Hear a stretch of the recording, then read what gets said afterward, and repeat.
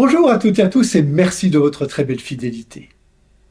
Nous entamons ce jeudi le temps fort œcuménique de la semaine de prière pour l'unité chrétienne qui depuis 1908 rassemble des chrétiens de toute confession du 18 au 25 janvier. Le thème de cette année est choisi par les chrétiens du Burkina Faso.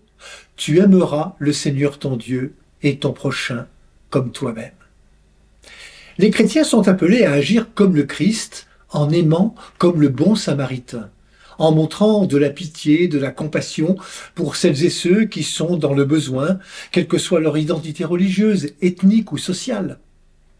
Celui qui doit nous inciter à venir en aide aux autres, ce n'est pas l'identité commune, mais l'amour de notre prochain. Toutefois, la vision de l'amour de notre prochain que Jésus nous présente est battue en brèche dans le monde d'aujourd'hui. Guerre dans beaucoup de régions, déséquilibre dans les relations internationales et inégalités causées par les ajustements structurels imposés par les puissances occidentales ou par d'autres agents extérieurs inhibent notre capacité d'aimer comme le Christ. C'est en apprenant à s'aimer les uns les autres, au-delà de leurs différences, que les chrétiens peuvent devenir des prochains, comme le Samaritain de l'Évangile.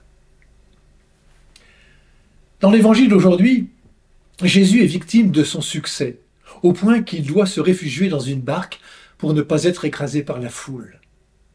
Cette foule, il l'aime. Elle est composée de souffrants de toutes sortes, de maux, de possédés, autrement dit, de personnes touchées par un mal qu'on n'explique pas.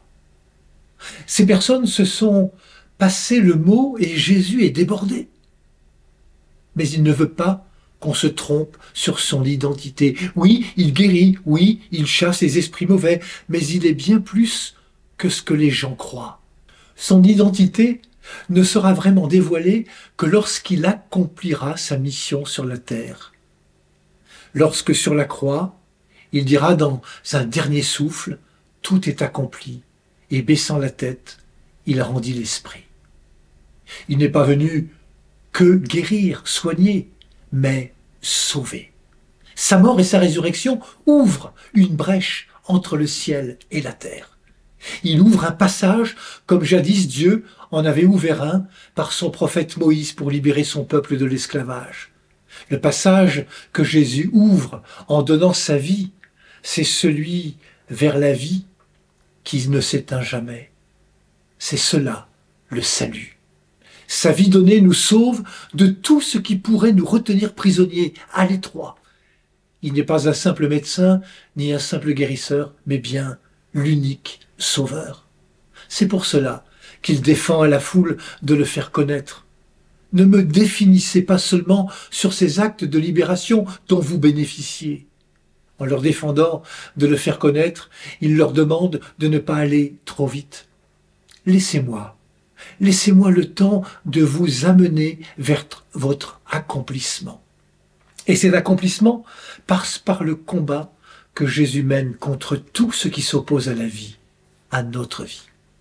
Ce combat, nous pouvons le poursuivre avec lui aujourd'hui encore. Bonne journée à toutes et à tous. Prenez bien soin de vous et des autres.